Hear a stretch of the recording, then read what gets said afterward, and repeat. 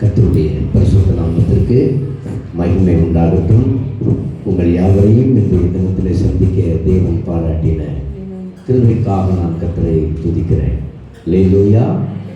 புது வருஷ காரியங்களை குறித்து யாருக்கு பேசுறது பின்னாடி பேசினா முன்னாடி வர சொல்லிடுவேன். பாருங்க, நிறைய பேர் இந்த 40 நாள் உபவாச ஜெபத்தில் வரவே இல்லை. ஒன்று சொல்கிறேன் கேளுங்க. யோபு தன்னுடைய வீட்டை சுற்றிலும் அவ்வளவு செல்வ செருக்கோடு இருந்தான். அவன் ஜெபிக்கிறதுல குறைவே இல்லை. ஆனால் பிசாசு அவன் மேலே தான் கண்டு வச்சான். எனக்கு எல்லாம் இருக்குங்கிற திமிரில் இருக்கக்கூடாது. எந்த நிலைமையாக இருந்தாலும் வந்து சபையில் ஜெபிக்கும்போது தான் மாற்றம்.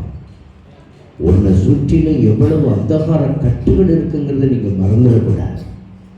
நீங்கள் அலட்சியமாக நினைக்கும் பொழுது பிசாசு அலட்சியமாக உன்னையும் உங்களையும் உங்கள் குடும்பத்தையும் தூக்கிடுவான். யோபு அப்படி தான் பாதிக்கப்பட்டான். எல்லாமே போச்சு, எனக்கு எல்லாம் இருக்குங்கிற மமதை கூடாது. ஒழுங்காக சபையில் ஜெபிக்கலைன்னா உன் வீட்டில் நீங்கள் ஜெபிக்கிறீங்களா, என்ன பாடுறீங்கிறதே நாங்கள் கவனிச்சுட்டு தான் இருக்கோம். அக்கம் பக்கத்தில் உள்ளவங்க சொல்லிட்டு தான் இருக்காங்க. ஒழுங்கு வேணும், கட்டுப்பாடு சபையில் வேணும். சபையில் ஒரு காரியத்தை சொல்கிறோன்னா சபைக்கு வாங்க, இல்லைன்னா வராத. முடியாத பிள்ளை அந்த ஜாயெல்லாம் சபையில் முடியாது நிற்கிது. ஒன்றுட்டு ஒரு நாள் அதுக்கெல்லாம் என்ன கெட்டு போச்சு. குடும்பத்தில் இன்னும் பிரச்சனைகளுக்கு மேலே பிரச்சனை போகுதில்ல. ஒழுங்கு வேணும், கட்டுப்பாடு வேணும். இல்லைன்னா பல இடங்கள் திறந்த வாசலாக நிற்கிறது. ஓடுங்க. இந்த இடத்துல கட்டுப்பாடு அவசியம் வேணும். கர்த்தருக்கு ஸ்தோத்திரம். சபையினுடைய காரியங்கள் அனைத்தையும் கொடுத்து பாஸ்டர் அவங்களுக்கு சொல்லியிருப்பாங்க. குறிப்பாக நம்முடைய தேவைகள் பெரியது. வாக்குத்தத்தம் கார்டு, தனி வாக்குத்தத்தம் கேலண்டர், துணி, சாப்பாடு, அலங்காரம், பரிசு பொருள், கேஸ் சிலிண்டர், வேன் வாடகை, ஃபோட்டோ, டிஜிட்டல் வாக்குத்தத்தம் நோட்டீஸ், யூனிஃபார்ம், இப்படி பல காரியங்கள் இருக்கிறது. தேவைகள் ஏராளம். வருஷந்தோறும் நம்ம எவ்வளவோ செய்யணும். அதை பார்க்கலும் கர்த்தருக்காக மற்றவர்களுக்கு செய்ய வேண்டிய கடமைக்காக நாம் அதிகமாய் செய்யணும். கர்த்தர் நல்லவர். அதே மாதிரி பிள்ளைகளை சபையில் அழைச்சிட்டு வராத நிறைய பெற்றோர்கள் எனக்கு தெரிஞ்சு அவன் கூப்பிட்டான் வரலைங்க, அவன் பின்னாடி என்ன திரும்ப செய்கிறான், சபையும் மதிக்கிறது இல்லை. சபையை மதிக்கிறது இல்லைன்னு போகட்டும். பெற்றோர்களை என்ன உதாசீனப்படுத்துகிறாங்க தெரியுமா உங்களுக்கு? அந்த அனுபவம் உங்களுக்கு வேணும்னா கற்றுக்குங்க. பிள்ளைகளை அழைச்சிட்டு வராதிங்க. ஏன்னா நான் இருக்கிற இடத்துல என் பிள்ளைகள் இருக்கணும்னு நினைக்கிறப்ப தான் அந்த பிள்ளைங்க ஆசீர்வதிக்கப்படுவாங்க. ஆகவே பிள்ளைகளை அலட்சியமாக விட்டுட்டு வந்தீங்கன்னா நீங்கள் தேவனை உதாசீனப்படுத்துறீங்கன்னு அர்த்தம். ஆகவே தகுதியோடு இருங்கள். கர்த்தர் உங்களை ஆசீர்வதிப்பாராக. நீங்கள் வாசிக்க கற்றுப்பீங்க. சங்கீதம் 119 49 56 வசனங்கள். அந்த தலையாய எழுத்து என்ன சொல்லுதுன்னா ஜியான் ஜெயன் ஜியான் அப்படின்னு அர்த்தம். அது ஹீப்ரு வார்த்தையில் உயிரெழுத்துக்களில் 7வது வார்த்தை நுகம்னு அர்த்தம். அதனுடைய அர்த்தம் என்ன? நுகம். நல்ல எழுதுகிறது இருந்துச்சுன்னாக்கா அழகாக எழுதி உங்களுக்கு அந்த எழுத்து கூட காட்டலாம். ஹீப்ரு வார்த்தையில் அது நுகம் என்று அர்த்தம். நம்முடைய ஆண்டவர் மத்தேயு 11:28-29 வசனங்களிலே மிக அழகாக சொன்னார். அதற்கு முன்னதாக நான் உங்களுக்கு ஒரு காரியத்தை சொல்ல விரும்புகிறேன். கர்த்தருக்கு சித்தமானால் இந்த வருஷத்தினுடைய கடைசியில் 25 அடுத்த வெள்ளி சனி ஞாயிறு அநேகமாக பாஸ்டிங் ப்ரேயர் இருக்கும். பாருங்கள், கலெக்டர் ஆஃபீஸில் வேலை செய்கிறவங்கெல்லாம் வேலையை விட்டுட்டு ஓடியாடுறாங்க. பல இடங்களில் இருக்கிறவங்க ஓடியாடுறாங்க. பிள்ளைகள் படிக்கிற பிள்ளைகள் வர்றாங்க. தண்டத்துக்கு வீட்டில் உட்காந்துக்கிட்டு ஆராதனை அலட்சியப்படுத்துகிற ஒன்றை எப்படி ஆண்டவர் மேம்படுத்துவான்னு நினைக்கிறீங்க? மாறுங்க. தாலாட்டெலாம் பாட முடியாது. இது கடைசி காலம். கர்த்தர் சீக்கிரம் வரப்போகிறார். என் நுகத்தை உங்கள் மேல் ஏற்றுக்கொண்டு, அந்த வசனத்தை நீங்கள் படிங்க. மைக்கில் 11, 28, 29. வருத்தப்பட்டு பாரம் சுமக்கிறவர்களே, வருத்தப்பட்டு பாரம் சுமக்கிறவர்களே, நீங்கள் எல்லோரும் என்னிடத்தில் வாருங்கள். நீங்கள் எல்லாரும் என்னிடத்தில் வாருங்கள். நான் உங்களுக்கு இளைப்பாறுதல் தருவேன். நான் உங்களுக்கு இளைப்பாறுதல் தருவேன். நான் சாந்தமும் மனத்தாழ்மையுமாய் இருக்கிறேன். நான் சாந்தமும் மனத்தாழ்மையுமாய் இருக்கிறேன். என் நுகத்தை உங்கள் மேல் ஏற்றுக்கொண்டு, என் நுகத்தை உங்கள் மேல் ஏற்றுக்கொண்டு என்னிடத்தில் கற்றுக்கொள்ளுங்கள். என்னிடத்தில் கற்றுக்கொள்ளுங்கள். அப்பொழுது உங்கள் ஆத்துமாக்களுக்கு இளைப்பாறுதல் கிடைக்கும். அப்பொழுது உங்கள் ஆத்துமாக்களுக்கு இளைப்பாறுதல் கிடைக்கும். இந்த நுகம் நாம் சுமக்கணும். தேவையில்லாமல் எந்த விசுவாசியும் வெளியில் நடந்துக்கிட்டு போயிட்டு வந்துக்கிட்டுலாம் இருக்கக்கூடாது. வெளியில் நிற்கிற எந்த விசுவாசியும் உள்ள வாங்க. பிள்ளைகள் படிக்கிறாங்கன்னா அவங்களோட இருக்கட்டும். மற்ற பெரியவர்கள் எந்த ஆளும் உள்ள வெளியில் நிற்கக்கூடாது. உள்ளே வந்து உட்காரணும். நுகங்கள். இதுக்கு முடிவான உரையை நான் கடைசியாக சொல்கிறேன். ஆனால் இந்த சங்கீதத்தை குறித்து அதற்கு ஒரு தலைப்பை சங்கீதக்காரன் சொல்லுகிறார். பரியாசம் பண்ணப்படுதல் என்பது இதற்கு தலைப்பு. பல சமயத்தில் நம்முடைய வாழ்க்கையில் பரியாசங்கள் வரும். தேவையில்லாதவர்களெல்லாம் பேசுவாங்க. அதை குறித்து நான் கேர் பண்ணவே கூடாது. நிறைய பேசுவாங்க. நம்ம விட்டு வெளியில் போனவங்க நல்லதாக பேசுவாங்க. அவங்க நல்ல வார்த்தைகள் அவங்களிடத்துல எதிர்பார்க்கவே முடியாது. விசுவாசிகள் மட்டும் நீங்கள் என்ன செய்யுங்க, எந்த விசுவாசி வெளியில் போனாலும் வேறு இடத்துல போய் ஏதாவது குப்பை கட்டுறாலும் சபை கட்டுறதா சொல்லிட்டு இருந்தாலும் அவங்கள்ட்ட பேசாதீங்க. தேவையில்லாமல் என்ன குறித்து சொல்லுவாங்க, அவங்கள குறித்து நான் சொல்கிற மாதிரி இருக்கும். இதுக்கு இடம் கொடுக்காதீங்க. ஆமென், அல்லேலூயா. அது தவறு. நம்ம ஒரு வார்த்தை மிஞ்சி பேசினாலும் அது பாவமாகும். நமக்கு இருக்கிற வேலையே பத்தலை. காலையில் ஞாயிற்றுக்கிழமையிலேருந்து பார்த்தீங்கன்னா திங்கள், செவ்வாய், புதன், வியாழன், வெள்ளி, சனி, ஞாயிறு எங்களுக்கு ரெஸ்ட் எடுக்கிறதுக்கு நேரம் கிடையாது. பகல் முழுவதும் பல வேலைகள் ஊழியர்களுக்காக செய்கிறோம், விசுவாசிகளுக்காக ஓடுகிறோம், ஜெபிக்கிறோம், துதிக்கிறோம், பல சபைக்குரிய காரியங்களை பொறுப்பெடுத்து கொண்டு செய்கிறோம். மற்ற காரியங்களை பேசுகிறதற்கு நமக்கு நேரம் இல்லை. மற்றவர்கள் எதையாவது பண்ணிட்டு போகட்டும். நாம மட்டும் ஒழுங்குங்கரமாக இருந்து யாரிடத்திலும் தேவையில்லாமல் பேச வேண்டாம்.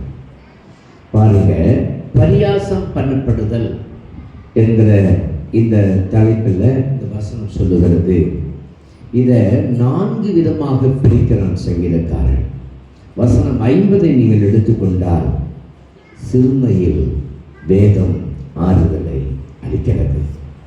சிறுமையில் என்ன செய்யுது? நமக்கு வேதம் ஆறுதலை கொடுக்கிறது. கிராமங்கள் எல்லாம் வர வர வர வர நிறைய நெருக்குதல். அருமையான மக சகோதரி ஜோதி அவர்களுடைய மக கிருபா ரெகுலராக அங்கேருந்து வண்டி எடுத்துக்கிட்டு ஒடியாந்து ஆராதனையில் கலந்துக்கிட்டாங்க.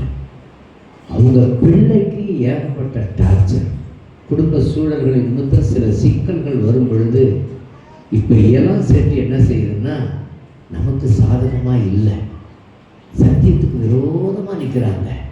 அப்போ நம்ம என்ன செய்யணும்? ரொம்ப ஜாக்கிரதையாக இருக்கணும். நம்முடைய ஆத்துமா நஷ்டம் அடையாதபடிக்கு நாம் அவர்கள் மத்தியில் இருக்கிறோம் என்பதை அறிந்து சாட்சியாக வாழணும். நிறைய நெருக்குதல்கள் இனி வரக்கூடிய காலங்களில் வரும். ஆனால் பரிசுத்த வேதம் சொல்லுது, என் சிறுமையில் பரிசுத்த வேதம் தான் எனக்கு ஆறுதலை தருகிறது.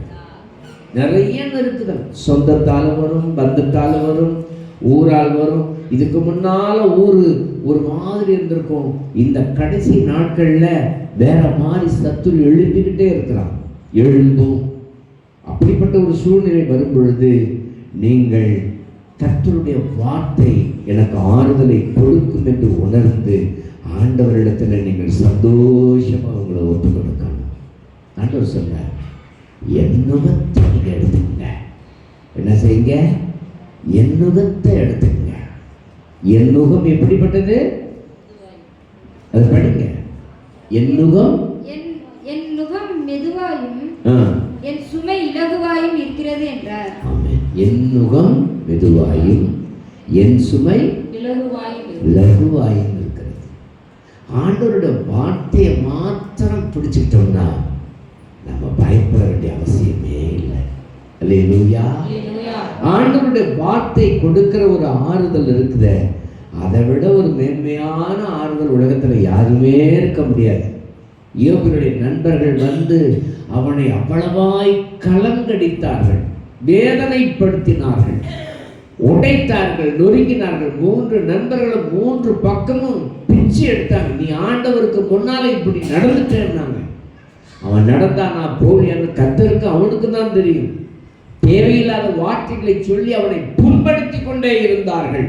எல்லா வார்த்தைகளையும் அவன் கவனித்து பொறுமையோடு கர்த்தருடைய சமூகத்தில் அவன் சொன்னான், கர்த்தர் கொடுத்தார், கர்த்தர் எடுத்தார், கர்த்தருடைய பரிசுத்த நாமத்திற்கு ஸ்தோத்திரம். அந்த அனுபவத்துக்குள்ள நீ வரணும்னா கொஞ்சம் நாள் ஆகும். எப்படி வளரணும்? வளர்ந்து கொண்டு இருக்கும் பொழுதுதான் நீ அதை தாங்கக்கூடிய பக்குவம் உனக்கு வரும். ஆமென். ஒரு அலையில சொல்லுங்க பார்ப்போம். தேவனிடத்தில் உண்மையாயிருக்கும் மக்கள் உலகத்தில் துன்பத்தையும் துக்கத்தையும் அனுபவிக்கும் பொழுது அவர்களுக்கு பலம், 2வது ஆறுதல், 3வது நம்பிக்கையே இந்த வசனம் தான் கொடுக்குது. ஒரு அழில சொல்லுங்க, பலம் எங்க இருக்குது? ஆறுதல் எங்க இருக்குது? நம்பிக்கை எங்க இருக்குது?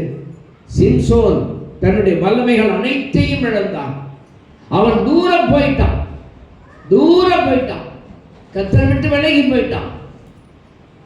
பிசாசு அவனை அடிமைப்படுத்தி அவனுடைய கண்களை குறிவைத்து அடித்தான். கண்ணை 2 கண்ணையும் புடிக்க எடுத்தான்.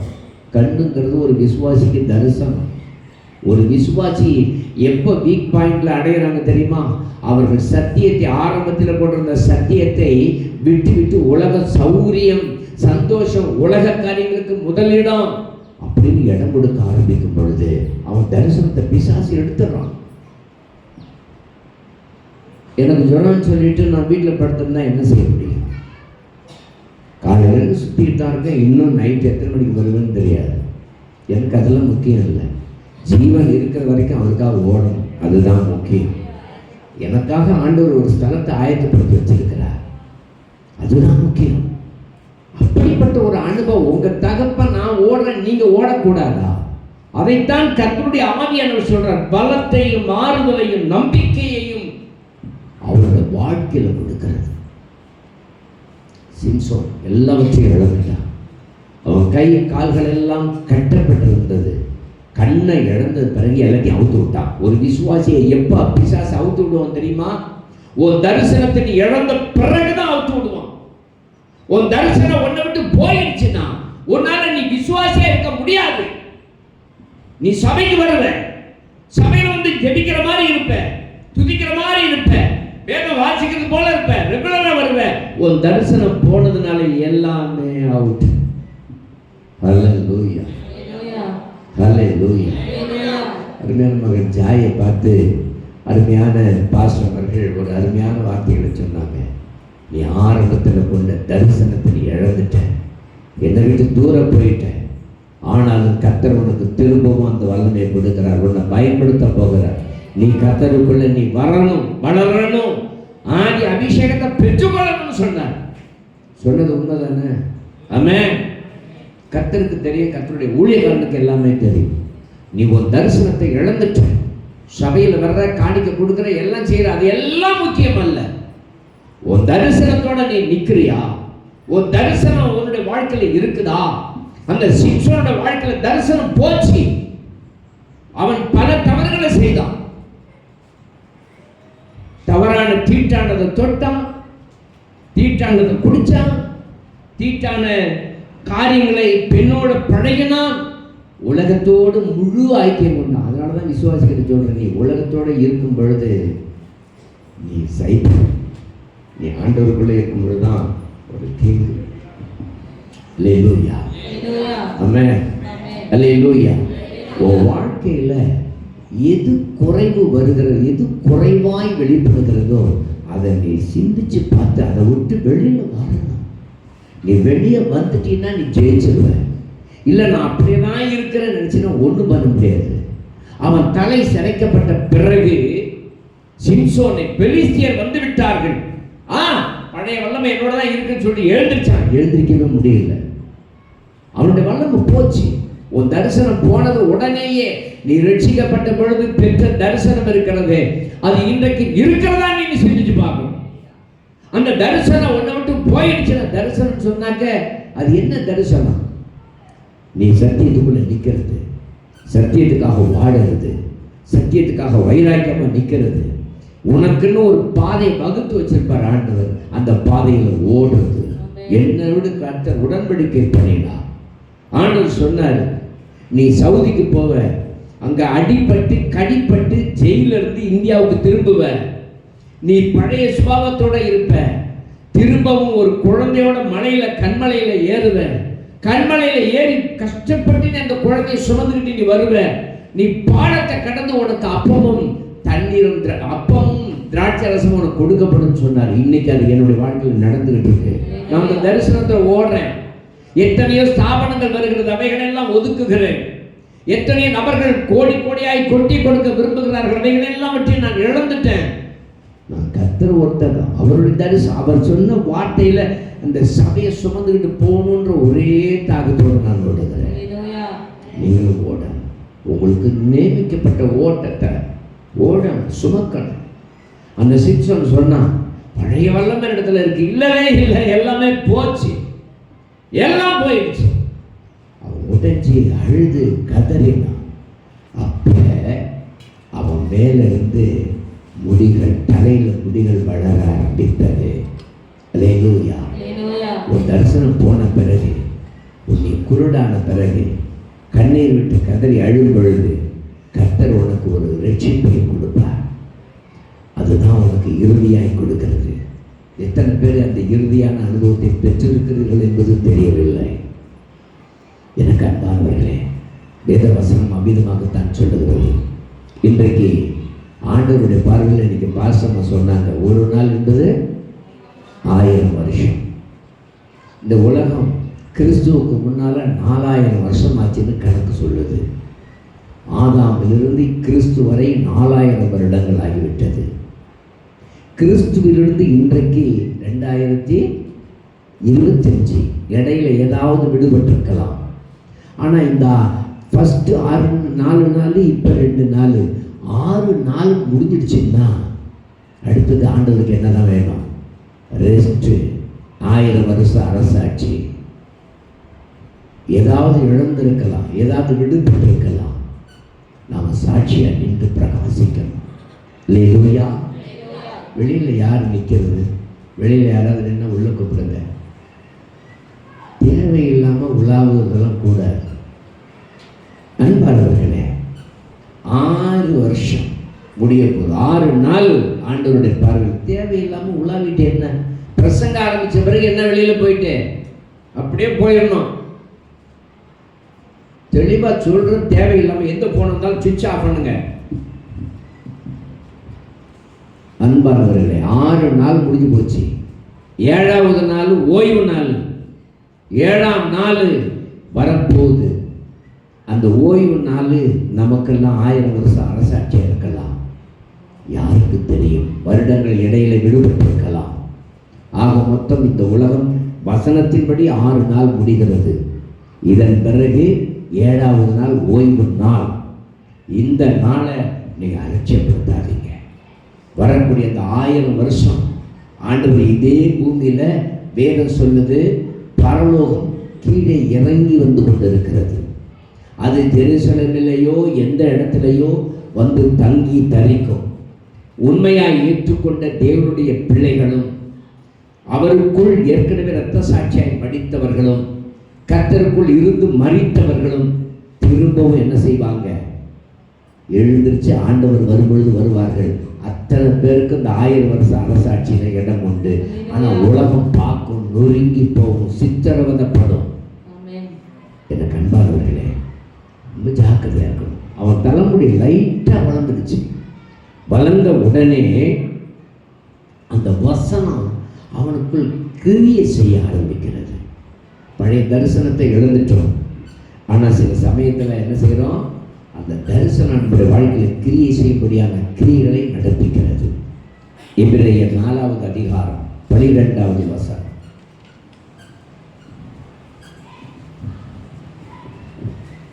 தேவனுடைய வார்த்தையானது ஜீவனும் வல்லமையும் உள்ளதாயும் இருபுறமும் கருக்குள்ள எந்த பட்டயத்தையும் கருக்கானதாயும் ஆத்துமாவையும் ஆவியையும் கணுக்களையும் ஊனையும் பிரிக்கத்தக்கதாக உருவ குத்தக்கூடியதாயும் இருதயத்தோட நினைவுகளையும் யோசனைகளையும் வகையறுக்கக்கூடியதாக இருக்கும். சில சமயத்தில் தேவனுடைய வார்த்தை வெட்டும். நீங்க நினைப்பீங்க நல்லா ஆறுதலா பேசுவார் நினைச்சது, குத்துறார வெட்டுறார. தேவையில்லாததை உங்களுடைய ஆத்மாவிலிருந்து கர்த்தர் எடுப்பார். வசனத்தின்படி தூக்குவார். இது உனக்கு வேணாம்னு சொல்லுவார். அன்பானவர்களே, ஆண்டவர் நமக்கு வச்சிருப்பது ஒன்னே ஒண்ணுதான். யோவான் 14வது அதிகாரம் 27வது வசனத்தை நீங்கள் படிக்கும் பொழுது 14:27 படி. யாரும் பேசக்கூடாது.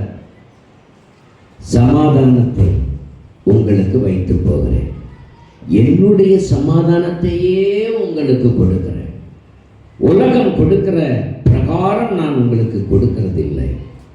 உங்கள் இருதயம் கலங்காமலும் பயப்படாமலும் இருப்பதாக.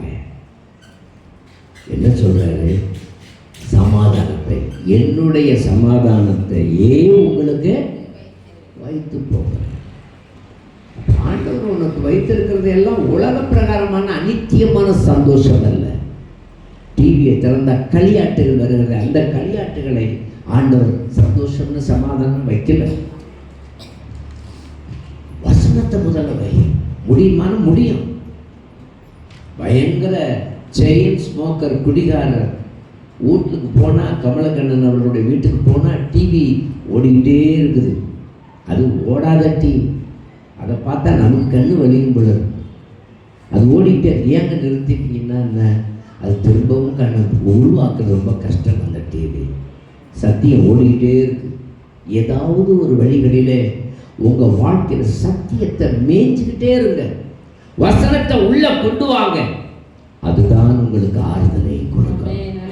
அதுதான் உங்களுக்கு பலத்தை கொடுக்கும். அல்லேலூயா. 4:6 சொல்லுது, நீங்கள் ஒன்றுக்கும் கவலைப்படாமல். நீங்க என்ன செய்யுங்க? ஒன்றுக்கும் கவலைப்படாதீங்க. நீங்க ஒன்றுத்துக்கும் கவலைப்படாதீங்க. எல்லாவற்றையும் குறித்து உங்கள் விண்ணப்பங்கள், நீங்க ஒன்றுத்துக்கும் கவலைப்படாம விண்ணப்பங்களை நீ என்ன செய்ய? ஸ்தோத்திரத்தோடு கூடிய ஜெபத்தினால, வேண்டுதலினால தேவனுக்கு தெரியப்படுத்து. அதுதான் கிரியை செய்யும். வசனம் சொல்லுது. ஆதி அப்போஸ்தலர் நாட்கள்ல அப்போஸ்தலர்களுடைய நடவடிக்கைகள் நமக்கு தெளிவாய் சொல்லுகிற ஒரு பெரிய காரியம் அதுதான். அதுதான் நமக்கு ஆறுதலை கொடுக்கும். அதுதான் நமக்கு அன்பை கொடுக்கும். அதுதான் நம்முடைய வாழ்க்கையில சமாதானத்தை கொடுக்கும். துன்ப நேரத்தில் ஆண்டவரை நோக்கி பாருங்க ஐயா. அவருடைய வார்த்தைகளுக்கு நேராய் திரும்புங்க ஐயா. பரிசுத்த ஆவியானவர் உங்களுடைய இருதயத்தில் ஒரு சந்தோஷத்தை கொடுக்க ஆரம்பித்து விடுவார். ஒரு அலையிலேயே சொல்லுங்க பார்ப்போம். நெல்லிக்காயை நல்லா பேசக்கூடாது. நெல்லிக்காயை நல்லா கசந்தோம்னா ஒரு மாதிரி துவர்ப்பாக இருக்கும். ஐயா ஒரு மாதிரி வாயிலாம். கொஞ்ச நேரம் கழிச்சு தண்ணி குடித்தோம்னா அது கூட இனிப்பாக உள்ள போகிற மாதிரி இருக்கும். பார்க்குறீங்களா? வசனம் கூட அப்படிதான். கசக்கலாம், ஒப்பிடலாம், நொறுக்கலாம். ஆனால் உங்களை பண்படுத்தி பரிசுத்தப்படுத்தி இதயத்திற்கு ஒரு மகிழ்ச்சியை கொடுக்கக்கூடிய எத்தனை பேர் நம்பிக்கை இருக்கீங்க? ஆண்டவருக்கு நன்றி சொல்லுங்க. அல்லேலூயா. ஆமென். தாவீதுக்கு எப்பெல்லாம் துக்கம் வருதோ முதல்ல என்ன தெரியுமா செய்வான்? போய் பாடல் பாட ஆரம்பிச்சிடுவான். அவர் பாடல் பாடுனதெல்லாம் எத்தனை வயசுல இருந்து? கிட்டத்தட்ட அவர் சின்ன வயசுல கொஞ்சம் வினா தெரிய ஆரம்பிச்சதுலேருந்து ஆடு மேய்க்க ஆரம்பிச்சு விட்டான் அவங்க அப்பா. அவன் அப்படியே சாகட்டும்னு நினைச்சான். தகுதி இல்லாத பையன், பிரியமில்லாத பையன், இவன் இருக்க வேணாம். ஆடுகளை பயங்கரமான மிருகங்கள் இருக்கிற இடத்துலலாம் போய் மேய்க்கடான்னு அனுப்பிச்சு விட்டான். அண்ணன் தம்பி ஒன்றுமே சொல்ல முடியாது, அம்மாக்காரி பதில் சொல்ல முடியாது. கஷ்டத்தோட அந்த பயங்கரமான பாலைவனத்தில் கரடி இருக்கிற இடத்துல, எனக்கு அன்பானவர்களே, சிங்கங்கள் இருக்கக்கூடிய இடத்துல ஆடுகளை மேய்ப்பானா. அந்த சிங்கங்கள் வரும். அப்ப தேவனுடைய வல்லமையினால் அந்த சிங்கங்களை ரெண்டா கிழிச்சு போட்டுடுவான். நெருக்கங்கள் ரட்சிக்கப்பட்ட தேவ ஜனங்களுக்கு தான் உண்டு. உனக்கு எதிரடையாய் பல நெருக்கங்கள் வரலாம். நீ பெற்ற இந்த சத்தியம் உனக்குள்ள பலத்தை கொடுத்து அதை அழிக்க முற்படும். அதை நீ ஜெயிப்ப, நீ தோற்று போவதில்லை. மரணங்கள் உன்னை சந்திக்கும், போராட்டங்கள் உன்னை சந்திக்கும், பலவீனங்கள் உன்னை சந்திக்கும். ஆனால் அவைகளை நீங்கள் மேற்கொள்வீர்கள், அவைகள் உங்களை மேற்கொள்வதில்லை. ரொம்ப கஷ்டமா இருந்த சமயத்துல கூட தாவீது என்ன பாடலாம்? கர்த்தரின் மேய்ப்பராய் இருக்கிறார், நான் தாழ்ச்சி அடையேன். கர்த்தரின் மேய்ப்பராய் இருக்கின்ற வேளையில் தாழ்ச்சி அடையேன் என்று என்ன அழகா பாடியிருக்கார் அண்ணா இயேசு பிரகாசம். என்ன அழகு பாடல்கள்! கர்த்தர் என்னுடைய மேய்ப்பராய் இருந்தார், நான் பயப்பட வேண்டிய அவசியமே இல்லை. உம்மாலே நான் ஒரு சேனைக்குள் பாய்வேன். எனக்கு துணை நீங்க மற்ற என் பக்கத்தில் இருந்துட்டீங்கன்னா எந்த பலவீனங்களையும் நான் ஜெயிப்பேன். அவர் இல்லாதப்போ உன்னால ஜெயிக்க முடியாது. ஒரு அழிலையை சொல்லுங்க பார்ப்போம். புல்லுள்ள இடங்களில் மேய்த்திடுவான்,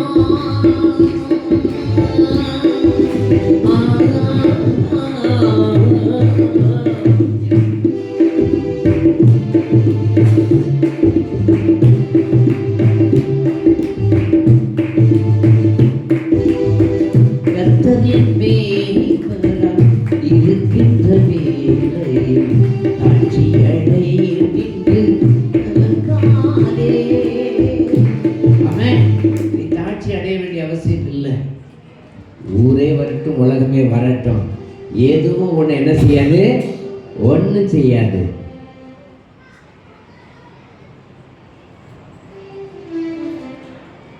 அவர் பாடின இதே பாடல் மாதிரி இன்னொரு பாடல் இருக்கிறது.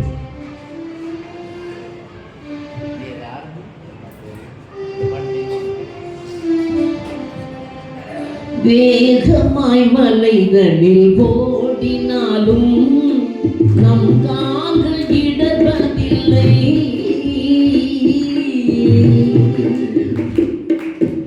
வேகமாய் மலைகளில் ஓடினாலும் நம் கால்கள் இடர்வதில்லை. காகத்தினால் நாம் தவித்தாலும் நம் மனம் சோர்வதில்லை.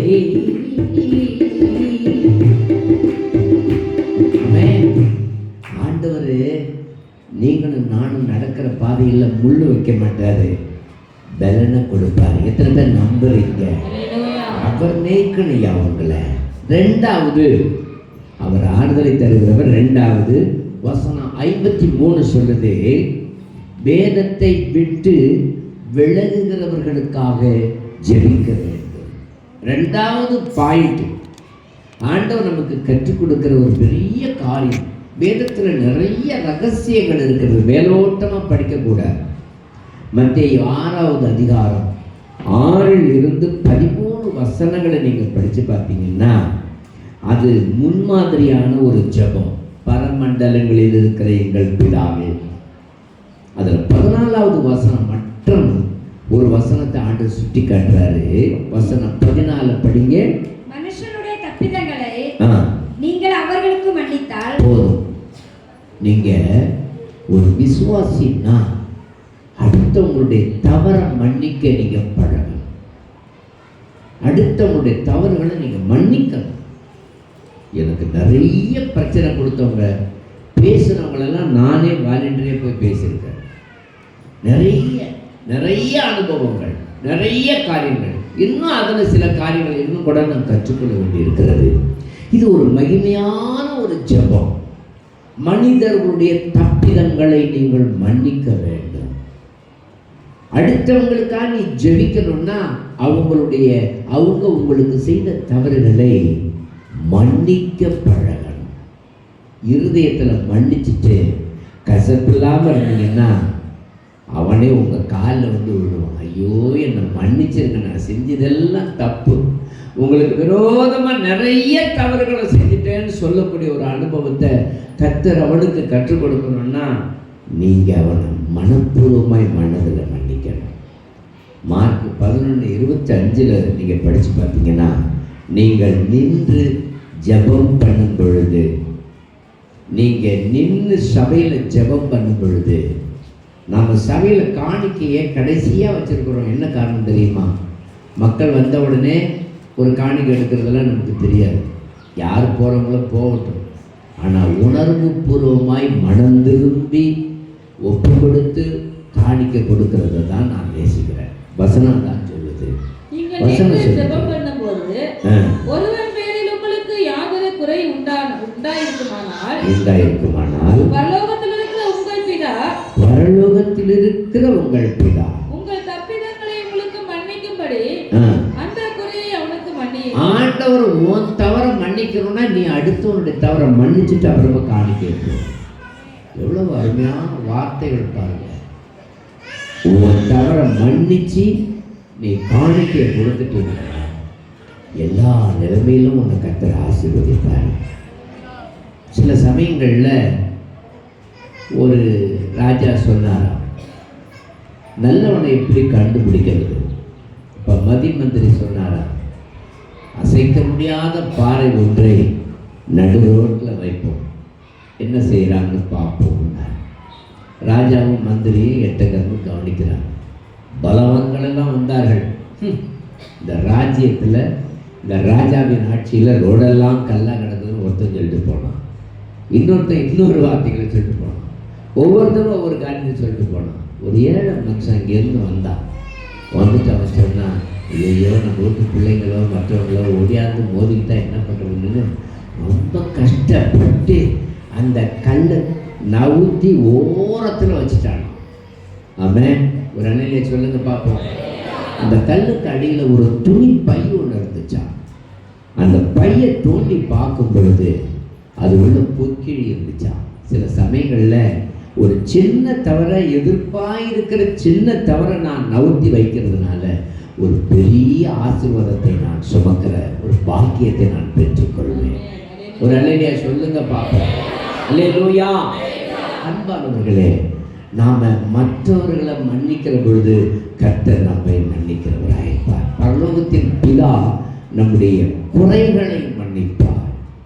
யாக்கோபு 3வது அதிகாரம் 8 10 வசனங்களை படிக்கும் பொழுது, தேவனை துதிப்பதும் மனிதனை சபிப்பதும் கூடாது. அவதூறான வார்த்தைகள், மூர்க்கத்தனமான வார்த்தைகள், குற்றப்படுத்தும் வார்த்தைகள், திமிரான வார்த்தைகள், இது எல்லாம் ஒரு விசுவாசி அடுத்த விசுவாசிக்குள்ள இருக்கவே கூடாது. அவளா நான் யாரு தெரியுமா? அவ யாரு தெரியுமா?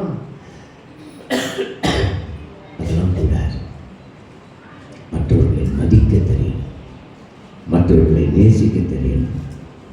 அவர்கள் பேரில் அவதூறான வார்த்தைகளை பேசுவது தவறு, மூர்க்கமான வார்த்தைகளை பேசுவது தவறு, குற்றப்படுத்தும் வார்த்தைகளை பேசுவது தவறு, திமிரான வார்த்தைகளை பேசுவது தவறு. ஆமென். யாக்கோபு 5:16 சொல்லுது பிற்பகுதியில், உங்கள் குற்றங்களை ஒருவருக்கொருவர் அறிக்கையிட்டு ஒருவருக்காக ஒருவர் ஜெபம் பண்ணுங்கள். நீதிமான் செய்யும் ஊக்கமான வேண்டுதல் இன்னொரு தடவை, நீங்கள் சொஸ்தமடையும்படி உங்கள் குற்றங்களை ஒருவருக்கொருவர் அறிக்கையிட்டு அறிக்கையிடு. என்கிட்ட மன்னிப்பு கேட்கறது பெருசு இல்லை. உன் பேர்லையும் தவறுகள் இருக்கலாம், அதை ஆண்டவர்கிட்ட அறிக்கை செய். நீ அறிக்கை செய்யும்போது அவங்களுக்கு அந்த உணர்வை கற்றுக் கொடுப்பார். சில சமயத்தில் என் உணர்வு இன்னொருத்தரை போய் தூண்டுகிற விதமாக கூட இருக்கும். தெரியுமா உங்களுக்கு? சாதாரண ஒரு நபர், நான் அவங்கள குறித்து ஓவராக சிந்திக்க ஆரம்பித்தேன்னா அவங்களும் அந்த உணர்வை விட்டுட்டு அப்படியே திரும்ப என்ன சிந்திக்கிற மாதிரி ஆகிடும். இது எல்லாம் உலகத்தில் நடக்கிற சம்பவங்கள். நீ இதே ஜெபத்தோட துதியோட நீ அவர்களை மன்னிக்கிற ஒரு, மற்றவர்களுடைய தவறுகளை மன்னித்து நேசிக்கிற ஒரு பக்குவத்துக்குள்ள நீ இருந்தீன்னா கர்த்தர் உன்னை எப்படி நேசிப்பார். ஒரு அல்லேலூயா சொல்லுங்க. அல்லேலூயா. மத்தேயு 5வது அதிகாரம் 23 25 படிக்கும் பொழுது ஆண்டவர் தெளிவாக தான் சொல்றார். ஒப்புரவாகி அப்புறம் 1 பைசாவாக இருந்தான்னா 2 பைசாவாக இருந்தான்னா நீ உண்டியல் வந்து செலுத்து. 2 பேர் தேவாலயத்துக்கு போனார்கள். அவர்களுடைய ஜெபங்களை குறித்தும் வசனம் சொல்லுகிறது, அவர்களுடைய காணிக்கைகளை குறித்தும் வசனம் சொல்லுகிறது. ஒருவன் என்ன செஞ்சானா, முன்னாலவே போயிட்டான். ஏன்னா அவன் வந்து ஒரு மேன்மையான மனுஷன், உயர்ந்தவன், கையில் பணம் நிறைய இருக்கு. முன்னால் போய் ஜெபிச்சான். என்ன ஜெபம் பண்ணனா, ஆண்டவரே உடைய வசனத்தின்படியே நான் ஒவ்வொரு நாளும் ஜெபிக்க வருகிறேன், ஒவ்வொரு நாளும் உமக்காக சாட்சியாக இருக்கிறேன். நான் என்னுடைய வருவாயிலிருந்து 10ல் 1 பகுதி உமக்கு கொடுக்கிறேன். எல்லாவற்றிலும் நான் சாட்சியாக இருக்கிறேன். இந்த பின்னால் ஒருத்தன் இருக்கானே அவனை மாதிரி நான் இல்லை அப்படின்னா இது ஆண்டவருக்கு பிடிக்கவே இல்லை. பின்னால் ரோட்டு ஓரமாக ஒருத்தன் நின்றுட்டு தேவாலயத்தை நோக்கி ஜெபம் பண்ணுறான். என்ன ஜெபம் பண்ணுறான்? ஆண்டவரே பாவியாகி என் மேல் கிருபையாயிரும். ஆமென். ஒரு நல்ல ஜெபம். ஒரு அருமையான பாடல் கூட அதை சொல்லுகிறது. கண்ணோக்கி பாரும் ஐயா, என் பாவ கரைகளை கழுவும் ஐயா.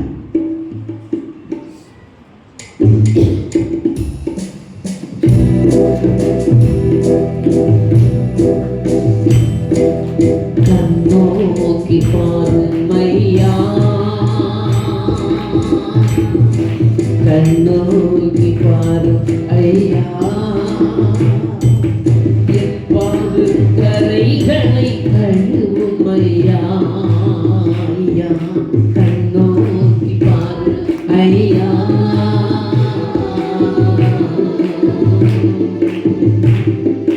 தேவனே உமது கிருபை பணியே எனக்கு இறங்குவே. தேவனே உமது கிருபை பணியே எனக்கு இறங்குவே. உந்தன் திருவுரியான இரக்கங்களே என்னை சுத்தம் செய்யுமே. உந்தன் திருவுரியான இரக்கங்களே என்னை சுத்தம் செய்யுமே. தேவனே உமது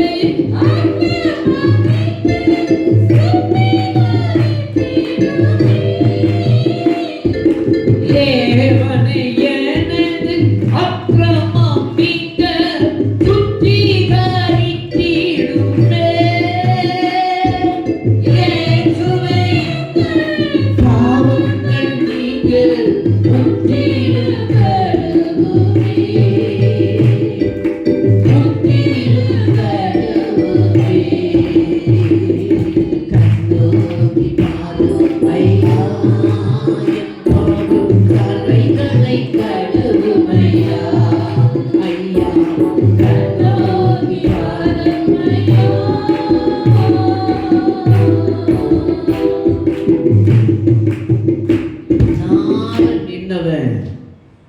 நேரடியா சொன்னான், என்னுடைய பாவங்களை மன்னியும். அதே மாதிரி அவன் வந்தான். ஒரு ஏழை விதவை, ஒரு பெரிய பணக்காரன், தனக்குள்ளானவைகளை அனைத்திலையும் அதிகமாய் செய்தான். ஒரு ஏழை விதவை, வேற காசு இல்லை, பிச்சை எடுத்திருந்ததுல ஒரு 2 காசு தான் இருந்துச்சு. அந்த காசை வச்சுதான் அன்னைக்கு சாப்பிடணும். ஆனா அவன் என்ன பண்ண, நேரா வந்து உண்டியல்ல அந்த 2 காசை போட்டான். அதுதான் ஆண்டவர் சொல்றார், ஒப்புரவாகி உனக்குள் இருக்கிறவைகளிலே மேன்மையானதை கர்த்தருக்கு செலுத்து. யோபு 42வது அதிகாரம் 7வது வசனத்துல யோபுவினுடைய 3 சிநேகிதர்களும் அந்த 3 பேர் மேலேயும் ஆண்டவருக்கு கடும் கோபம் வந்துச்சு. யோபுவையே குற்றம் சாட்டிக்கிட்டு பேசினாங்க. அது ஆண்டவருக்கு பிரியமா இல்லை. அப்பதான் ஆண்டவர் சொன்னாரு, யோபு, உன் மேல எனக்கு வருத்தம் இல்லை, உன் நண்பர்கள் இருக்காங்கல்ல அதிகமா பேசுறாங்க. கர்த்தருடைய சமூகத்துல அதிகமா பேசக்கூடாது, தகுதியோடு பேசணும். தகுதி இல்லாம பேசவே கூடாது. நான் தகுதியோடு இருக்கிறேன்ற எண்ணமே நமக்குள் வரக்கூடாது. நான் எங்க போனாலும், ஊழியர்கள் கூட்டத்துக்கு போனாலும் சரி, மற்ற இடத்துக்கு போனாலும் முன்னாடியெல்லாம் போக மாட்டேன், கடைசியாக தான் நிற்பேன், உட்காருவேன். ஆனால் அதை நடத்துகிறவங்க என்னை பார்த்தாங்கன்னா முன்னால கொண்டு போய் வைப்பாங்க. நம்மை தாழ்த்தும் பொழுதுதான் கர்த்தர் உயர்த்துவார். உலகத்திற்குள்ளே நாம் இருக்கிறோம். இதில் நாம் தேவனுடைய சித்தங்களை அறிந்திருக்க வேண்டும். யோபு தன் சிநேகிதர்களுக்காக, ஆண்டவரே என் சிநேகிதர்களுக்கு மன்னியும் ஆண்டவரேன்னு சொல்லி அவர்களுடைய புத்தி இனத்திற்காக அவன் ஜெபித்த பொழுது யோபு இழந்தவைகளை எல்லாவற்றையும் விட அதிகமாய் திருப்பி கொடுத்தார். ஒரு அழிலியா சொல்லுங்க பார்ப்போம். 1000கணக்கில் ஒட்டகங்களும் ஆடுகளும் மாடுகளும் நபர்களும் அவர்களுக்கு வந்தாங்க. தாழ்மையோடு நிற்கிற உன் வாழ்க்கை, உன் ஜெபத்தை கர்த்தர் என்ன செய்வாரு? கண்டிப்பா கவனிப்பார். உனக்காகவே நிற்பார். உனக்காகவே தன் ஜீவனை கொடுத்தவர் எல்லாவற்றையும் கொடுக்காம இருப்பாரா? ஒரு பழமொழி சொல்லுது, அதை நீங்க மறக்கவே கூடாது. ஊரா வீட்டு பிள்ளைய ஊட்டி வளர்த்தா தான் பிள்ளை தானா வளரும். அடுத்தவனுக்காக நீ ஜெபிச்சீன்னா உனக்காக ஜெபிக்கிற ஆயிரக்கணக்கானவர்கள் எழுந்துவார்கள். அதுதான் ரகசியம். நீ மற்றவனுக்காக கண்ணீர் விட்டு அழுது ஜெபி. ஓ மகன் தவறுறாங்க, கட்டுப்பாட்டுக்குள்ள வரல, நீ மற்றவர்களுடைய பிள்ளைகளெல்லாம் இப்படி இருக்கிறாங்களே ஆண்டவரேன்னு கண்ணீரோடு ஜெபி. உன் பிள்ளையை எப்படி திருப்பி கொண்டு வரணும்னு ஆண்டவருக்கு தெரியும். நான் ரட்சிக்கப்பட்ட அனுபவத்தை 1983 பெற்றிருக்கேன். அதுக்கு முன்னாலே எங்கள் அம்மா எந்த ஊழியக்காரர்கள் வந்தாலும் நாங்கள் குடியிருந்தது வண்டிக்கரை தெரு முனையில் ஐயப்பன் ஹோட்டல் ஓனருடைய வீட்டுக்கு எதிர் வீட்டில் ஒரு சகோதரருடைய இல்லத்தில் நாங்கள் குடியிருந்தோம். அங்கே பக்கத்தில் தான் காலேஜ் இருந்துச்சு. அந்த காலேஜில் எங்கள் அம்மா ஒர்க் பண்ணும் பொழுது அந்த கிரவுண்டில் அடிக்கடி மீட்டிங் நடக்கும். பெரிய ஊழியக்காரர்கள் எல்லாரும் வருவார்கள். எல்லாருக்கிட்டையும் எங்கள் அம்மா அழைச்சிட்டு போவாங்க. ஏன்னா அவங்கெல்லாம் டிஎல்சி சார்ந்தவர்கள். அழைச்சிட்டு போய் என் பிள்ளைக்காக ஜெபிங்க, என் பிள்ளை ரொம்ப மனசு உடைஞ்சு நிற்கிறான்னு சொல்லுவாங்க. நான் எதிர்பார்த்த எந்த எதிர்பார்ப்பும் அந்த நாட்கள் எனக்கு கிடைக்கவில்லை. நல்ல ஆடை கிடைக்கல, அன்பு கிடைக்கல, பல நெருக்கங்கள் என்னோட வாழ்க்கையில் வந்தது. நான் +2 முடித்து பின்னால் மெட்ராஸில் போய் உதவி தொகுப்பாளராக படிப்புரிந்து அதிலிருந்து அதிலேருந்து எங்கள் அப்பாவை ரத்த வாந்தி எடுத்து கைவிட்ட பொழுது நான் இங்கே சென்னைக்கு வந்த பொழுது தான், ரட்சிக்கப்பட்ட பிறகு தான் என் வாழ்க்கையிலே மாற்றம். நல்ல சாப்பாடு கிடைச்சிது, நல்ல அன்பு கிடைச்சிது, நல்ல ஐக்கியம் கிடைச்சிது. எல்லாம் எங்கள் குடும்பத்தில் இருந்து எனக்கு எதுவுமே கிடைக்கல. வெறுப்பு தான் என்னுடைய வாழ்க்கையாக இருந்தது. கர்த்தரவைகள் எல்லாவற்றையும் மாற்றினார். ஊழியக்காரர்கள் என் தலையில் கையை வச்சு ஜெபிக்க எனக்குள் மாற்றங்கள் வந்தன. அந்த ஊழியக்காரர்கள் எல்லாம் சொல்லுவாங்க, ஐயா என் பிள்ளைகளை நீ ரட்சிப்பிலையோ இல்லையோ, இந்த பிள்ளையை நீ இப்படி அன்புக்குள்ளே கொண்டு வாங்கப்பான்னு சொன்னாங்க. அவங்க பிள்ளைகள் வழி நடத்தப்பட்டாங்க, நானும் வழி நடத்தப்பட்டேன். அன்பு நமக்கு ரொம்ப முக்கியம். அந்த அன்பு கிடையாத பொழுது தான் பலர் குடும்பங்களிலே கசப்புகளும் வெறுப்புகளும் வேதனைகளும் நெஞ்சுகிறது. அல்லேலூயா, ஆமென். அவர் ஒரு அண்ணன் இயேசு பிரகாஷ் அவர்கள் ஒரு அருமையான பாடல் பாடியிருக்கிறாங்க. அன்பு, இயேசுவின் அன்பு, அது அளவிட முடியாதது. ஆமென். அன்பு, இயேசுவின் அன்பு, அது அளவிட முடியாதது.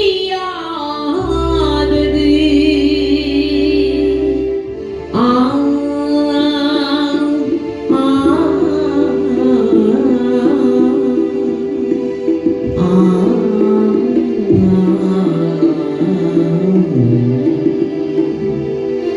அன்பு, இயேசுவின் அன்பு, அது அளவிட முடியாதது.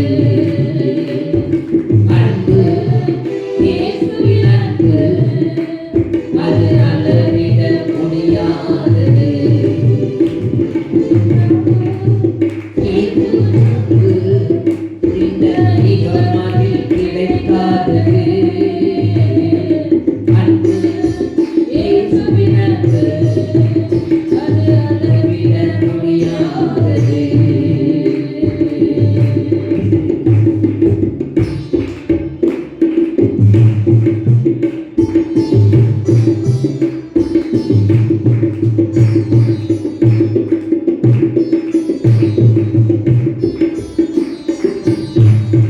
தாய் தந்தை அன்பொரு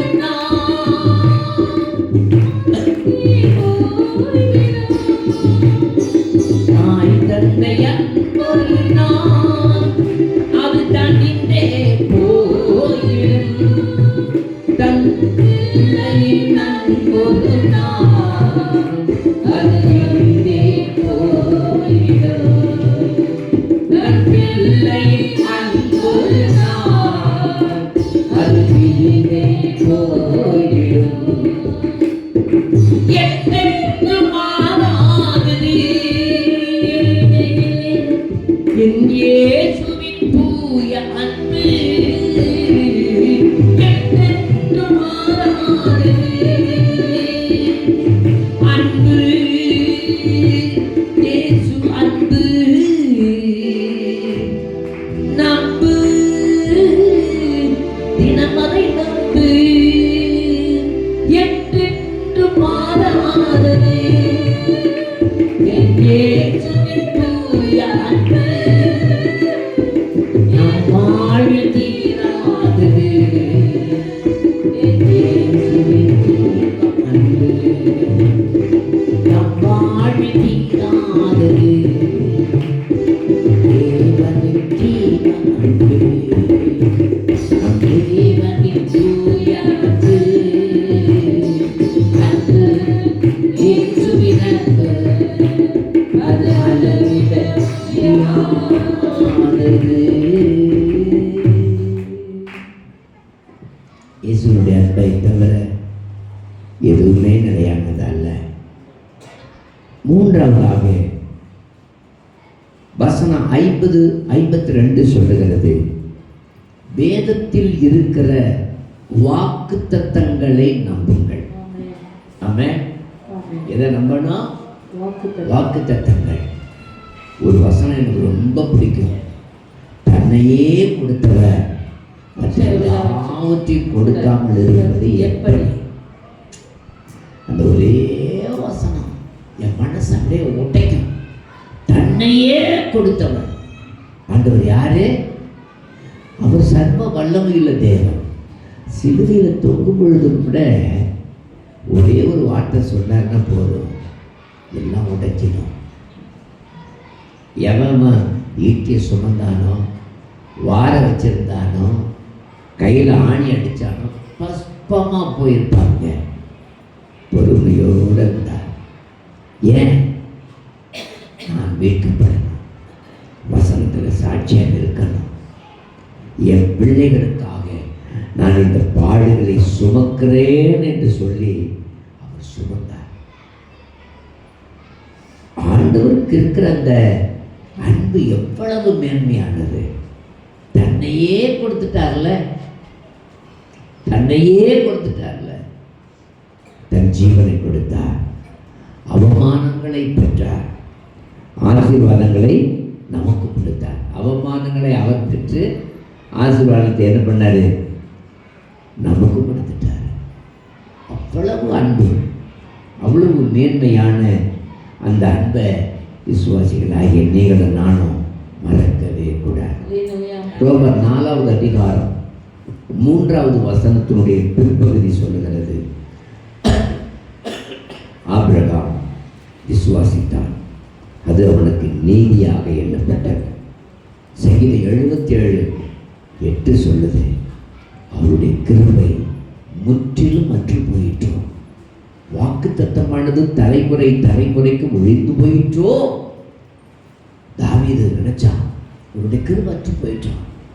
என்னை அபிஷேகித்தாரு, ராஜாவா என்னை அபிஷேகித்தாரு, என்னை அபிஷேகித்து தன்னுடைய பிள்ளைன்னு சொன்னாரு, இஸ்ரவேலின் ராஜா என்று என்னை அழகு பார்த்தாரு. அந்த கிருபை அற்று போயிற்றோ. என்னை எல்லாரும் இன்றைக்கும் சவுலும் ஏற்கனவே எங்க அப்பா அம்மா துரத்துனாங்க, என் அண்ணன் தம்பி எல்லாம் கேவலமாய் பேசினார்கள். இன்னைக்கு சவுலும் கேவலமா பேசுறான், என்னை துரத்துறான். ஆண்டவர் சொன்னாரு, இதனால நீ என்னுடைய பிரமாணங்களை கற்றுக்கொள்வாய். ஆமென். ஆதி நாட்கள் எல்லாம் ஒரு காரியங்களை செய்வாங்க. ஒரு ராஜா ஒரு ராஜ்ய ஆளுகையை பெற்றுக்கொள்ளணும்னா அதுக்கு முன்னாடி பல மாதங்கள் வருடங்கள் வெளியே போய் அவர்கள் மாறுவேடத்தோடு வெளியே போய் பயிற்சிகள் எடுத்துக்கொள்ளணும். மக்கள் மத்தியில் இருக்கிற பிரச்சனைகளை கவனிக்கணும், அவர்களுடைய பாடுகளை உணரணும். கீழே இருக்கிறவனுடைய வேதனை என்ன, மிடில் ஸ்டேஜில் இருக்கிறவனுடைய வேதனை என்ன, மேலே இருக்கிறவனுடைய வேதனை என்ன, புரிந்து கொண்டவன் தான் ராஜாவாக இருக்க முடியும். இந்த தாவீது துரத்தப்பட்டுகிறார். அவனோடு சேர்கிறவர்கள் யாரு?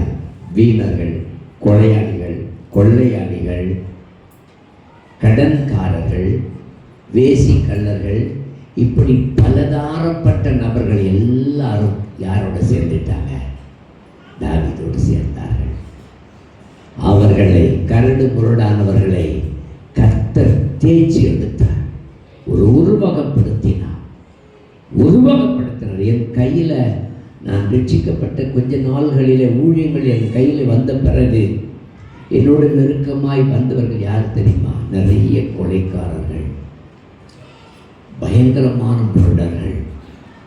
நான் அவர்களை, ஆண்டவரே என்ன ஆண்டவரை உங்களை கொடுக்குறீங்கன்னு நான் நினைக்கவே இல்லை. ஆண்டவரை நான் என்ன செய்யணும்? அவர்களை நீ நடத்தினாரு. பல ஊழியக்காரங்க சொன்னாங்க, என்ன யாரு இவனுக்கெல்லாம் சபையில் இடம் கொடுத்துருக்கனாங்க. அவர்களும் ரட்சிக்கப்பட்டார்கள். அவருடைய சுபாவங்களிலே கர்த்தர் மாற்றங்களை கொடுத்தார், அவருடைய வாழ்க்கையில் ஒரு மாற்றங்களை கொடுத்தார். ஆனால் ஏறின ஏணி எட்டி உதைக்கிறது தான் அவங்களுக்கு வழக்கமாக இன்னைக்கு போச்சு. அந்த நாட்களிலே அப்படிப்பட்டவர்களை நடத்தின பாங்கை கர்த்தர் என் கையில் கொடுத்த பொழுது, ஆண்டவரே ஊழியத்தில் இவங்கள தான் நான் நடத்தணுமான்னு கேட்டேன். ஆண்டவர் சொன்னார், இதை நீ செய், மேலானதை நான் உனக்கு தருவேன்னு சொன்னார். அல்லேலூயா. அப்படித்தான் என்னுடைய வாழ்க்கை ஓடினது. அப்படிப்பட்ட நபர்களைத்தான் சத்தியத்துக்குள் நடத்துவதற்கு ஏற்ற கிருபையை கர்த்தர் எனக்கு ஆரம்பத்தில் கொடுத்தார். அதனால தான் எப்பேற்பட்ட ஆளாக இருந்தாலும் நான் பயப்படுறதில்லை. ஏற்கனவே அவர்களோட பழகியாச்சு, அவர்களை திருப்பியாச்சு, அவர்களை மனதார மாற்றியாச்சு. இதுக்கு பிறகு நான் எதுக்கு பயப்படணும்? ஒரு அழிலிய சத்தமாக சொல்லுங்க. ஆமென். ஒருத்தர் கூட சொன்னாரா, நான் திரும்பவும் அவரை கொண்டுட்டு ஜெயிலுக்கு போகணுமான்னு கேட்டாராம். என்னை கொள்றதுனால தப்பே கிடையாது. ஒரு மனுஷனுக்காக நான் சாகுறேன்னா சந்தோஷமாக போக நான் ஆயத்தமாக இருக்கிறேன். ஆமென். இன்னும் அவங்களாம் ரட்சிக்கப்படலைங்கிறது தான் அது காண்பிக்கிறது. அல்லேலூயா. அன்பானவர்களே, நம்முடைய வசனம் சொல்லுது, தன்னையே கொடுத்தவர். அதில் பாருங்க, சங்கீதம் 105 42வது வசனம் சொல்லுது, அவர் தம்முடைய பரிசுத்த வாக்கு தத்தத்தையும் தம்முடைய தாசனாகிய ஆபிரகாமையும் நினைத்து தம்முடைய ஜனத்தை களிப்போடும் தாம் தெரிந்து கொண்டவர்களை கம்பீரத்தோடும் புறப்பட பண்ணி. அல்லேலூயா, அல்லேலூயா, அல்லேலூயா. அவர் விடவே மாட்டார். 1 ராஜாக்கள் 8வது அதிகாரம் 56வது வசனத்தில் வாசிக்கிறோம், தாம் வாக்கு தத்தம் பண்ணினவைகளை எல்லாம் தம்முடைய ஜனமாகி இஸ்ரவேலுக்கு இளைப்பாறுதலை அருளின கர்த்தருக்கு ஸ்தோத்திரம். அவர் தம்முடைய தாசனாகிய மோசேயை கொண்டு சொன்ன அவருடைய நல் வார்த்தைகளில் எல்லாம் ஒரு வார்த்தையாகிலும் தவறி போகவில்லை. நமக்கு வாக்கு கொடுத்துட்டாருன்னு நடக்கும். அந்த வாக்கு தத்தங்களை தான் நீங்கள் ஆண்டவர்கிட்ட கேட்கணும். ஆண்டவரே, என்னை ஆசீர்வதியும். யாபேஸ் எப்படி ஜெபம் பண்ணா? என்னை ஆசீர்வதித்து என் எல்லையை பெரிதாக்கி தீங்கு என்னை துக்கப்படுத்தக்கூடாதபடிக்கு விலக்கி காத்தருளும். 4 பாயிண்ட் தான். அவன் 4 காரியத்துக்காக அவன் ஜெபித்தான். அந்த 4 காரியங்களையும் கர்த்தர் கவனித்து அவனுக்கு என்ன செஞ்சாரு? நிறைவேற்றினார். ஒரு அழிலையா சொல்லுங்க பாப்போம். நீங்க ஆண்டவரிடத்துல கேட்கணும். நீங்க 24 மணி நேரம் டிவியை பார்த்துக்கிட்டு நிகழ்வுகளை பார்த்துட்டு ஒரு நாடகம் கூட பாக்கி இல்லாமல் நீங்கள் பார்த்துருந்தீங்கன்னா எப்படி தீங்க மாற்றுவார்? அதில் இல்லை ஆறுதல், அதில் இல்லை மாற்றம். உன் தனிப்பட்ட வாழ்க்கை உன் மனைவியோடும் உன் கணவனோடும் எப்படி இருக்கிறது, உன் பிள்ளைகளோடு எப்படி இருக்கிறது, அவைகளிலே ஒரு மாற்றத்தை நீ பெற்றுக்கொண்டு அவருடைய கையில் நீங்கள் கொடுத்தீங்கன்னா கர்த்தர் உன்னை மாற்றி அமைப்பார். ஆமென், அல்லேலூயா, அல்லேலூயா, ஆமென். அதனால தான் ஆண்டவர் சொன்னார், அப்போஸ்தலர்களை பார்த்து சொன்னார், 12 பேரையும் மற்ற ரகசிய சீஷர்களையும் 120 பேரையும் பார்த்து சொன்னார், நீங்கள் என் பிதாவின் வாக்குத்தத்தம் நிறைவேற ஜெருசலேமிலே காத்திருங்கள். நீங்கள் காத்திருந்தீங்கன்னா உங்களை ஆசீர்வதிப்பார். ஆமென். வாக்குறுதிகளை கர்த்தரிடத்தில் கேளுங்கள். வாக்குறுதிகளை கேளுங்கள். கர்த்தர் உங்களுக்கு வாக்கு கடங்காத ஆசீர்வாதங்களை கொடுப்பார். எத்தனை பேர் நம்புறீங்க? ஒரு அல்லேலூயா சொல்லுங்க பார்ப்போம். ஆமென். எல்லாரும் முழங்கால் படிட்டு, ஆண்டவரே, இந்த 3 காரியங்களை என் வாழ்க்கையில நிறைவேற்றுங்கப்பா. முதல் காரியம், சிறுமையில் வேதம் ஆறுதலை அளிக்கிறது. 2வது, வேதத்தை விட்டு விலகுகிறவர்களுக்காக ஜெபம். 3வது, வேதத்தின் வாக்குறுதிகளை நம்புங்கள், அதை ஏற்றுக்கொள்ளுங்கள்.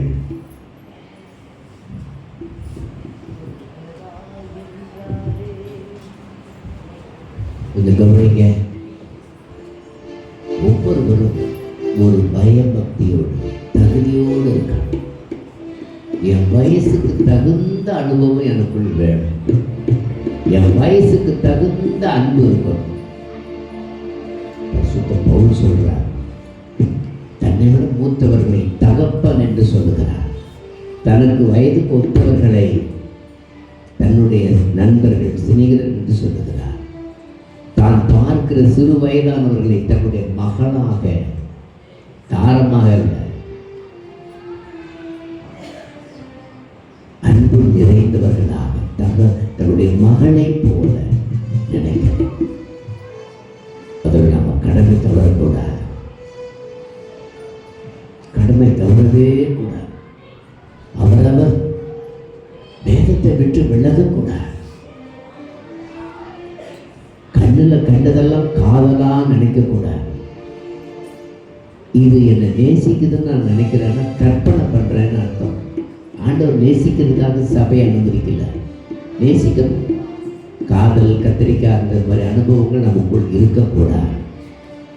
இது பரிசுத்தமான இடம், தெய்வீகமான இடம். இருதயத்தில் இருக்கிற உணர்வுகளை எல்லாம் கர்த்தர் கவனிக்கிறார். அவைகளுக்கு சாட்சியாய் நம்மை முழுவதும் ஒப்பு கொடுக்கலாம். நான் ஆராதிக்க வருகிறேன். வீடுகளிலே தேவையில்லாத நபர்களிடத்தில் பேசுவது கூட தவறு. தேவையில்லாத சிந்தனையை கொண்டு வருவது கூட தவறு. என்னுடைய நோக்கம் வாக்குத்தத்தங்களை ஆண்டவரிடத்தில் கேட்கணும். அதைத்தான் ஆண்டவர் விரும்புகிறார். வேற எந்த சிந்தனைக்கு எந்த விசுவாசியும் இடம் கொடுக்காதீங்க. நம்ம நேசிக்கிற மாதிரி உலகம் வந்து பேசும், கொச்சையான வார்த்தைகளை பேசி நம்முடைய மனதை திருப்ப ஜாக்கிரதை. நம்முடைய பாதைகளை பிசுறு பண்ணக்கூடிய நபர்கள் வருவார்கள், ஜாக்கிரதையா இருக்கணும். ஜாக்கிரதை. இச்சையோடு இருக்கிற நபர்கள் வந்து நம்முடைய மனதை கெடுப்பார்கள், நம்முடைய சரீரத்தை நேசிப்பார்கள். அவர்களிடத்தில் ஜாக்கிரதையா இருக்கணும். எனக்கு தேவை வாக்குத்தத்தம் தான். ஆமென். எனக்கு தேவை வாக்குறுதி. தேவனிடத்திலிருந்து எனக்கு ஒரு வாக்குறுதி வேணும். என் பாதை பரிசுத்தமான பாதையா இருக்கணும். பரிசுத்தத்துக்காக தான் கர்த்தர் என்னை அழைத்திருக்கிறார். எனக்கு ஒரு தகுதியை கர்த்தர் கொடுப்பது எதற்கு? பரிசுத்தம், தேவனோட நெருக்கமான அனுபவம்.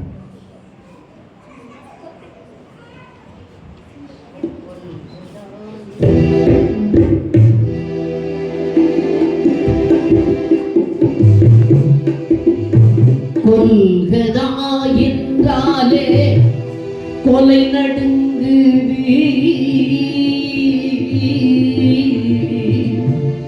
மனம் குமுறுது, மெய் சிலுத்திடுது, மெய் சிலுத்திடுது.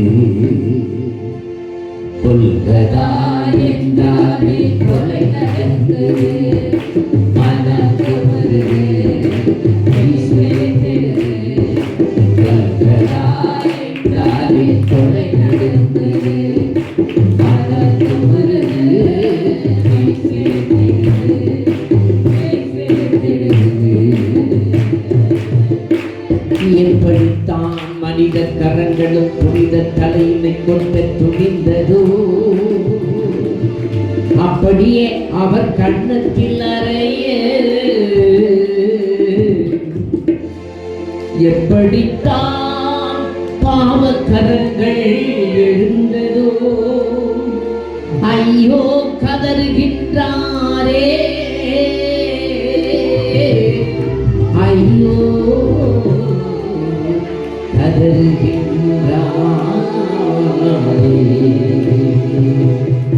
அவர் கண்ணங்கள் சிவந்திரவே. மரியாள் முத்தமிட்ட மாசக்காக ராணியாலே சிரித்தது, மரியாள் முத்தமிட்ட மாசக்காக ராணியாலே சிரித்தது. வாயில் கடித்த அன்பின் கரங்கள் நோக்கவே, வாயில் கடித்த அன்பின் கரங்கள் நோக்கவே.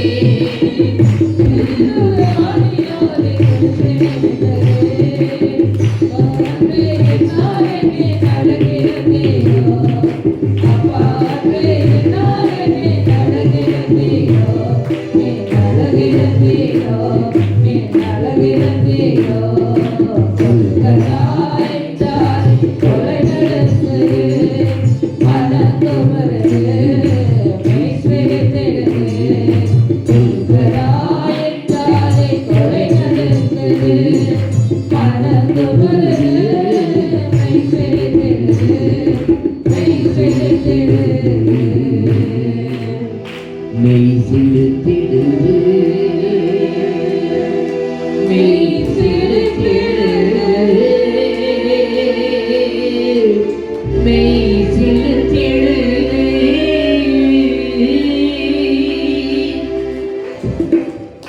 ஆண்டவருடைய கரத்துல ஒப்பு கொடுங்க. உனக்காக தன் ஜீவனை கொடுத்த அன்பு இருக்கும் பொழுது உலகத்தையும் அதில் உள்ள ஆசை இச்சைகளையும் நாடுவது நியாயமா? ஆண்டவரையும் அவருடைய அன்பையும் நினைக்கும் பொழுது தடுமாற்றமே இருக்கக்கூடாது. பரிசுத்தத்தை தான் கர்த்தர் எதிர்பார்க்கிறார். வாக்குத்தத்தங்கள் அவைகளிலே தான் இருக்கிறது. ஒப்பு கொடுத்து நாம ஜெபிக்கலாம். ஏவப்பட்டவர்கள் ஒருவர் சுருக்கமாய் ஜெபிப்போம். சகோதரிகளிலேயோ சகோதரர்களிலேயோ ஒருவர் ஜெபிக்கலாம். யாராவது ஒருவர்